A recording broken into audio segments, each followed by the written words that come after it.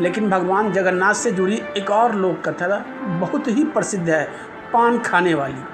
कहते हैं एक बार भगवान अपने भक्तों से उनके प्रेम से इतने प्रसन्न हुए कि वे साधारण मनुष्य का रूप धारण कर रात में नगर भ्रमण पर निकले। घूमते घूमते उन्हें एक पान की दुकान दिखाई दी। भगवान ने पान खाया और आगे बढ़ गए।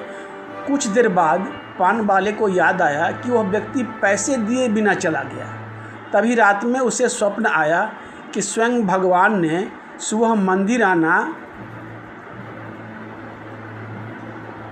और तुम अपना पैसा ले जाना। स्वप्न में भगवान आए और भगवान ने कहा, और मंदिर आना, तुम्हारा मूल्य चुका दिया जाएगा। अगली सुबह जब वह मंदिर पहुंचा तो कथाओं के अनुसार उसे चमत्कारी संकेत मिला। वह भगवान की कृपा देखकर भावुक हो उठा। तभी से लोग कहते हैं भगवान सिर्फ मंदिरों में नहीं, भक्तों के बीच भी घूमते हैं। और भगवान जगन्नाथ से जुड़ी एक और अद्भुत मान्यता है उनकी प्रसिद्ध जगन्नाथ रथ यात्रा। कहते हैं साल में एक बार भगवान स्वयं अपने भक्तों के घर निकलते हैं।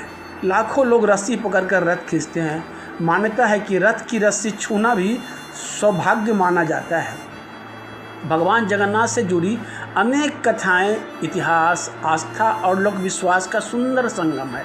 कुछ कथाएं पुराणों में मिलती है तो कुछ कथाएं लोक कथाओं के रूप में पीढ़ियों दर पीढ़ियों से सुनाई जाती रही है। और शायद यही रहस्य भगवान जगन्नाथ को सबसे अनोखा बनाता है। तो ये थी भगवान जगन्नाथ से जुड़ी कुछ रहस्यमयी और भक्तिमय कहानियाँ। कोई इन्हें आस्था कहता है, कोई चमत्कार, तो कोई सदियों से चली आ रही लोक कथाएँ।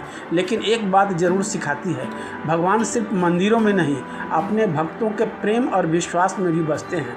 शायद इसलिए भगवान का रूप दुनिया से अलग है, क्योंकि वो हमें यह याद दिलाते हैं कि भगवान सुंदरता नहीं, भाव भक्तों का देखते हैं। अगर आपको ये कहानी पसंद आई तो इसे आगे ज़रूर सुनाइए, क्योंकि कुछ कहानियाँ सिर्फ सुनी नहीं जाती, महसूस भी की जाती है। और दोस्त अच्छा लगे तो लाइक और सब्सक्राइब का बटन ज़रूर दबा दें। राधे राधे, जय जगन्नाथ।